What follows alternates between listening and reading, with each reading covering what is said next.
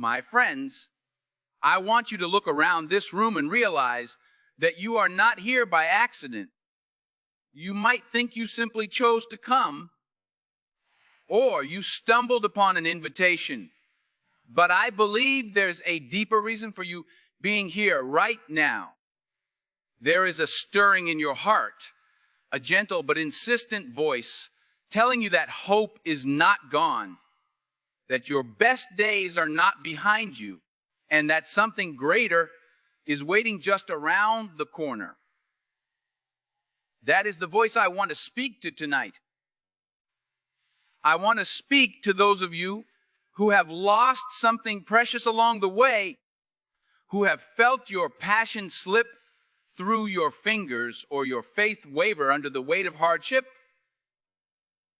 I want you to know with every fiber of my being that God will restore what you've lost. Let that possibility sink in for a moment. Can you feel the power of that promise?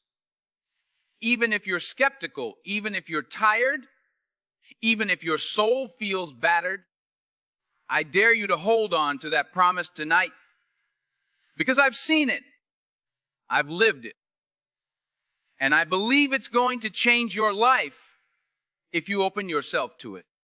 I come before you not as a preacher, but as a man who has wrestled with doubt and fear. As someone who has seen the storm clouds gather and wondered if they would ever part. I know how it feels to think something is gone forever. I know how it feels when your hopes are dashed, your expectations crumble, and you're left asking, is this all there is? Maybe you've lost a dream you held for years. Maybe you've lost a relationship you thought would stand the test of time. Perhaps you've lost confidence in yourself, or even in the presence of God. You might feel like everything has slipped away while you stood there helpless. Yet I assure you, there is a God who sees your tears, hears your cries, and knows your pain more intimately than you can imagine. This God is not distant. He is not silent. He is moving even when you can't see it. Tonight is about awakening that sense of possibility again, about unlocking the belief that nothing is irretrievably lost when placed in the hands of the one who can turn everything around. I want you to remember the times in your life when you felt an inexplicable strength rising within you, a moment when you said, I don't know how, but I know I'm going to get through this. Recall that moment of unshakable conviction, that stillness in the chaos that told you, keep going. Where did that come from? It came from a wellspring of hope placed deep within your heart, a spark that no amount of adversity can fully extinguish. Some call it grit. Some call it faith. Some call it sheer determination. Whatever name you give it, understand that it is a gift, a divine deposit in your spirit that says you are not defined by your losses, but by how you rise after them. That is the crux of what we're talking about tonight. Not just rising in your own strength, but rising with the reassurance that God can and will bring back everything you thought was out of reach. No matter how far gone you believe it is, no matter how devastated you feel, restoration is possible. But let's be honest, sometimes when you've lost a lot, it becomes easy to close off your heart. Disappointment can make you numb. It can convince you that there's no point in hoping again because hope hurt too much the last time. But I'm here to tell you that closing your heart only deepens the wounds. Keeping the door shut on hope will never erase the pain. It will only prolong it. Open your heart tonight, even just a crack, and watch what can happen. If you find yourself thinking, that can't be true for me, I dare you to put aside that skepticism for just a little while longer. God works in mysterious ways. He can transform what was meant for your downfall into the exact catalyst you need to ascend. He can take the shattered remnants of your life and build something stronger, more beautiful, more resilient than you ever imagined. God will restore what you've lost. That is a statement I want you to carry with you as we move forward. We're going to explore the power behind it, the logic that undergirds it, and the practical steps you can take to position yourself for the breakthrough you've been longing for. If you listen with your spirit open, if you engage your mind and your heart, you'll leave here with more than encouragement. You'll leave with a roadmap that points you back to hope, back to purpose, and back to the belief that your story is far from over. Are you ready for that? Because I can feel the electricity in the air. I can sense the rising expectation within you. That is faith taking hold. That is your spirit recognizing the call of restoration. Lean into that feeling. Trust it. Let it guide you through the valleys and the storms. Because on the other side, you will discover a testimony of how God took what was broken, what was lost, and turned it into something magnificent beyond compare. Now, let's talk about what I mean when I say God will restore what you've lost. First, I want to highlight the undeniable truth that restoration is anchored in unwavering belief. If you don't believe it's possible, you'll never take the first step to reclaim it. And this is crucial because so many people give up before they even begin. They hear a whisper of doubt. It's too late for you, or you've made too many mistakes. And they stop right there. That is exactly how despair gains its foothold. If you're not willing to challenge that voice, you'll settle for a life of regret and missed opportunities. So my question to you is this: are you willing to say, I believe? Are you willing to let that belief override the voice of fear? It doesn't mean you ignore reality. It means you actively choose to trust that God can exceed your expectations, that He can work miracles beyond what you can see. I remember a time in my own life when I thought I'd reached the end of my rope. Opportunities had dried up, relationships were strained, and I felt like I was standing in a desert with no way out. But I couldn't shake the sense that God was still there, whispering, keep going. Do you know what happened when I held on to that tiny scrap of belief? Doors opened in ways I never could have orchestrated. People came into my life who had exactly the resources, the encouragement, or the timing I needed. It wasn't because I was special or more deserving. It was because I chose to believe that God had more in store for me. That's what belief does. It activates possibilities. It moves your perspective from defeat to expectation. It primes you to see opportunities rather than obstacles. And it places you in a posture where miracles can manifest. But belief alone isn't enough to usher in restoration. You have to couple that belief with intentional action. Too often, people sit around hoping for a sign from heaven without ever taking a single step in the direction of their dreams. Is that you?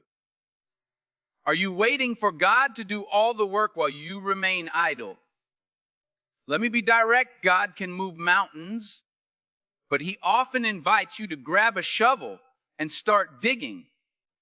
He wants you to be an active participant in your own breakthrough. Maybe that means picking up the phone and apologizing to someone you wronged. Maybe it's taking a risk in your career after years of hiding behind your comfort zone. Maybe it's simply choosing to get up an hour earlier every morning to pray, plan, and position your heart for the day. Whatever it is, don't discount those small steps. Restoration doesn't happen in a vacuum. It happens when your faith and your works begin to align. There's a story I recall of a woman who lost almost everything in a business venture. She was on the brink of bankruptcy and humiliation. She felt like a failure, convinced she'd never bounce back. But instead of wallowing in that defeat, she made a decision. I will rebuild. Every morning, she wrote down one achievable step, one phone call, one email, one networking event, one idea pitch to a potential investor. Over time, those small actions, fueled by belief, added up to a big transformation. She saw her fortunes turn around, her confidence surge, and her faith deepen. That's what I mean by intentional action. If she had given up, if she had assumed her destiny was sealed, she would have missed the miracle. Instead, she stepped into it by doing her part. You can do the same. Now, I want you to imagine the consequences if you fail to align your belief and action. You could spend years circling the same mountain, regret, complaining about your circumstances while never changing them. You could watch others soar while you remain grounded by your own inaction. That's not the life God intends for you. He's planted seeds of greatness in you, seeds that carry the potential for restoration, but you have to water them with both faith and deeds. Ask yourself, what am I doing today that demonstrates my belief in God's promise to restore me? If you can't come up with an answer, that's your sign, that's your moment to pivot. The lesson is straightforward. Belief sparks the fire, but action keeps it burning. Don't let your dreams sputter out because you were afraid or hesitant. Step up, step out, and keep stepping even when it feels like nothing is happening. Restoration often comes silently, like dawn breaking over dark horizon. One moment you're in the dark, the next you see the light peeking through. Embrace that process. Embrace the journey. That flicker of belief you nurture today will guide you to the fullness of restoration tomorrow. Yes. God will restore what you've lost, but He's also looking to see if you're ready for it, if you're prepared to steward what's coming. Let this be your wake up call, your jolt into active faith, the nudge that says, get up and move. With belief and action in mind, let's talk about the power of perseverance. Because, make no mistake, every restoration story includes a chapter where perseverance is tested. It's easy to believe for a week or two, maybe even a month. But what happens when time drags on and you don't see a change? What happens when you've been praying for a year and your situation seems stagnant? That is the real test of whether you trust that God can restore you. It's in the waiting that your faith is refined. And it's in the waiting that many give up right at the brink of the breakthrough. Don't be that person. Don't be the one who surrenders one day too soon. Stand firm, hold your position, and keep doing what's right. I promise you, God honors the tenacious. He honors those who dare to keep believing against all odds, who refuse to waver even when logic says to quit. Think of a time in your life when you had to persevere despite every sign telling you it was impossible. Maybe it was a health challenge, a career setback, or a relationship that felt beyond repair. You pushed through, and eventually you saw a shift. That shift might not have been a fireworks show, but it was enough to confirm that God was working behind the scenes, preparing you for something bigger. Or perhaps you're in that waiting period right now, and you haven't yet seen any sign of change. Let me tell you, that doesn't mean it's not coming. Sometimes God is orchestrating events you know nothing about. Sometimes He is grooming you, shaping your character, or teaching you a vital lesson that you can't learn any other way. Don't grow weary in well-doing. Don't lose heart when the timeline is longer than you expected. Perseverance also builds resilience. When you've held on through the storm, you emerge stronger, more compassionate, and more confident in who God is. That strength becomes your testimony, and testimonies are contagious. They remind others that if God did it for you, He can do it for them. That is how faith multiplies. That is how entire communities can come alive with hope, fooled by the shared conviction that restoration is not a fairy tale but a living reality. Ask yourself right now, am I willing to go the distance? If the answer is highs, then make a renewed commitment to stand firm. Write it down if you have to. Say it out loud. I will persevere. I will wait on the Lord with expectancy. Watch how that declaration changes your mindset. Watch how it shifts your perspective from despair to anticipation. Suddenly, the waiting doesn't feel so empty. It feels like an investment in a future harvest. But let's look at what happens if we don't persevere. We might end up living in bitterness, telling ourselves and everyone else that restoration is a lie, that hope is for the naive. We might settle into cynicism, letting it color every decision we make and every interaction we have. That's a tragic place to be, my friends. Cynicism is like a cage that locks you in your own disappointment. It suffocates your dreams and blinds you to opportunities. That is not where you want to remain. That is not where you were designed to exist. God has prepared a table for you in the presence of your enemies. He's prepared a banquet of blessing, of redemption, of second chances. But you have to stay in the game.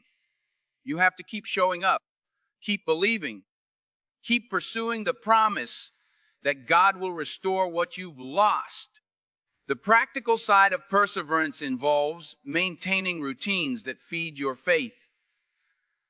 That might mean daily prayer, journaling your gratitude, or surrounding yourself with people who speak life into you. Sometimes it means learning to rest in God's presence without demanding immediate answers. It's in that resting, in that trusting, that you find the strength to carry on one more day, and then another and another. Before you know it, you look back and realize you've come much further than you ever thought possible. If that's not a taste of restoration, I don't know what is. Every small victory along the way is part of your larger story of how God is renewing you, piece by piece. Embrace it, celebrate it, and keep going. Now, I want to speak to the dimension of grace, because if you think restoration is just about working hard and staying determined, you might be missing the point. Yes. We have to do our part. But there's something so powerful about allowing grace to fill the gaps where we fall short. Grace is unmerited favor. It's God stepping in and saying, I've got you covered. Maybe you've messed up. Maybe your loss is partly your fault. Maybe it's entirely your fault. Grace says, you're not disqualified. Grace says, I can still use you. Grace says, you're worth another shot. This is where many of us get stuck. We think our mistakes are too big for God to handle, that our failures have voided his promises. But that couldn't be further from the truth. If God only worked through perfect people, he'd have no one to work with. He's not waiting for your perfection. He's waiting for your surrender. Imagine a father teaching his child to ride a bike. The child falls repeatedly, maybe scrapes a knee, maybe cries out of frustration. Does the father walk away and say, you had your chance? No. A loving father scoops the child up, dusts them off, and says, let's try again. That's grace in action. And that's what God does for you. He picks you up off the pavement of your failure and places you back on the path to restoration. So if you've been telling yourself that it's too late, that you've blown it too many times, I want you to hear me loud and clear. Grace is still available. Restoration is still your birthright. It's not about deserving it. It's about accepting it. That's why we call it grace. It's a gift, freely given, no strings attached. Except for one, you have to receive it. What does receiving grace look like in a practical sense? It starts with admitting you need it. It's as simple as saying, God, I can't do this on my own. I need your help. Then you set aside your pride, your ego, your self-sufficiency, and let God work. You allow him to shape your heart, heal your wounds, and direct your steps. It might mean having the humility to ask for forgiveness from someone you've hurt. It might mean calling yourself out unhealthy habits you've been ignoring. It might mean seeking wise counsel or professional guidance when necessary. Grace is not a license to be passive. It's an opportunity to align your heart with a power greater than yourself, to be transformed from the inside out. If you continue to reject grace, you may find yourself in a perpetual cycle of striving and failing. You may see restoration as a distant fantasy, something you long for, but can't seem to obtain. That's because the missing ingredient is divine assistance. You can't fix spiritual problems with human strength alone. You need the Creator's hand to mend the broken places you can't even see. You need that daily infusion of hope, that assurance that even when you stumble, you're not forsaken. Grace is like a safety net that catches you when you fall. And it's also the wind beneath your wings that helps you soar. So let go of the guilt, the shame, the self-condemnation that has held you back. Let grace wash over you, cleanse you, and set you free to pursue restoration with renewed vigor. As we near the close of this journey tonight, I want to circle back and remind you of the core truths we've explored. First, God will restore what you've lost if you believe it's possible. You need that foundational conviction to break free from the chains of doubt. Second, you have to move. Faith without works is dead. Belief, followed by action, is how you unlock doors that once seemed sealed shut. Third, you must persevere. when the wait is longer than expected. Strength is forged in the furnace of patience. And fourth, you have to accept the grace that covers your shortcomings. Without grace, you risk being paralyzed by guilt and regret, stuck in a loop of self-defeat. All of these steps weave together into a tapestry of restoration. Now, picture yourself standing on the edge of a new beginning, looking out into a horizon filled with possibilities. I want you to feel the gravity of this moment. Let it sink in that you have the power to choose hope. You have the power to choose faith. You have the power to choose perseverance. You have the power to embrace grace. Do you sense that stirring in your spirit? That's God telling you that the story isn't over. That's your heart aligning with the truth that better days are ahead. There's a peace that surpasses understanding waiting for you. There's a joy that defies your circumstances within reach. There's a new chapter of your life that has yet to be written, and it's full of redemption, purpose, and triumph. But you must turn the page. You must step forward with confidence, trusting that the God who started this work in you will be faithful to complete it. Let's think about what you've learned here. You've seen that restoration is both a promise and a process. It's a promise because God's word tells us He has plans to prosper us, to give us hope and a future. It's a process because we grow through each phase, each test, each challenge that demands we cling to faith rather than fear. The lessons we gain along the way make us stronger, deeper, and more connected to the heart of God. We begin to realize that the losses we've experienced aren't meant to crush us. They're meant to refine us. The hardships aren't designed to break us.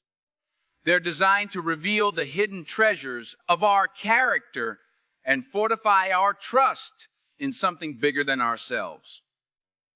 And so, as you go forth from this moment, carry these lessons with you. Remember that belief is the seed, action is the water, perseverance is the sunshine, and grace is the soil that nurtures it all. Each day, ask yourself how you can water the seed, how you can position yourself to receive the sunshine, and how you can remain in the rich soil of grace. Some days will be easier than others. Some days, you'll feel like you're soaring, while others, you might feel like you're stumbling through the darkness. Regardless of how you feel, never forget that God is consistent even when your emotions are not. His promise to restore is not dependent on your mood, your circumstances, or your perceived worthiness. It is steadfast, unshakable, and as boundless as the universe itself. At this point, I want you to envision how your life will look when the restoration manifests. Will you use your testimony to encourage others? Will you become a beacon of hope for those who are where you used to be? Will you pay it forward, offering guidance, support, and compassion? Restoration is never meant to be hoarded. It's meant to be shared. It's meant to awaken you to the fact that miracles still happen, that healing is real, and that God's mercy endures forever. Think of how many lives could be touched if you would boldly declare, I was lost, but now I'm found. I was broken, but now I'm healed. I was empty, but now I'm filled. That, my friends, is the power of a restored soul. It radiates. It resonates. It draws people in because it reflects the very heart of God, a heart that never stops seeking to mend and redeem. Before we leave tonight, I'm asking you to make a commitment to yourself and to God. Commit to not giving up on your restoration journey. Commit to guarding your belief, fueling it with truth and with testimonies of others who have seen God move in miraculous ways. Commit to staying active, taking tangible steps every single day, no matter how small, to move closer to the vision God has placed in your heart. Commit to persevering when life feels like an uphill battle. And remember that the steepest climbs often lead to the most breathtaking views. Finally, commit to extending the same grace to yourself that God extends to you. When you slip up, when you fall short, don't spiral into self-condemnation. Receive grace, learn from the setback, and keep moving forward. I don't know your specific loss. I don't know the weight of your heartbreak, the details of your disappointment, or the magnitude of your fear. But I know the one who can restore it all. And I know he's here right now, waiting for you to invite him into your situation. If you feel that tug in your heart, that gentle nudging in your spirit, don't brush it aside. Respond to it. Say, "Here I am, Lord. I'm ready to see your hand at work in my life. I trust you to bring back what I thought was gone forever." That simple act of surrender can open the floodgates to blessings you never dreamed possible. Yes, there will be challenges, and yes, there will be moments that test your resolve. But if you hold on, if you keep your eyes on the source of your restoration, you will experience the reality of God's promise in ways that blow your mind. God will restore what you've lost. That is not just a slogan, not just a cliche. It is a truth that can revolutionize your existence. It can lift you from the pit of despair into the glorious light of a new day. It can transform your losses into lessons and your failures into fuel for the next victory. It can heal your broken relationships, revive your shattered dreams, and reignite the passion you thought had disappeared. This is a promise that transcends your current circumstance, a lifeline that pulls you out of the raging sea of doubt and plants you on solid ground. And as you stand on that ground, remember to look up and give thanks. Because each step of the way, each moment of grace, each day of perseverance is a testimony in the making. You are living proof that what was lost can be found. What was taken can be given back. And what was broken can be made whole. So, as I close tonight, I challenge you to walk out of here with your head held high, your heart brimming with hope, and your spirit attuned to the voice that says, "Was, restoration is for you." Let that voice drown out every insecurity, every doubt, every lie that has told you otherwise. Let that voice guide you into the next chapter of your life. One defined not by what you lack, but by what God has in store. Stand tall in the promise that God will restore what you've lost, and step forward into your destiny with courage, determination, and a heart set on giving him all the glory when your breakthrough comes. May you be blessed beyond measure, and may you never forget that the best is yet to come. God bless you all. And thank you for allowing me to speak into your journey of restoration tonight.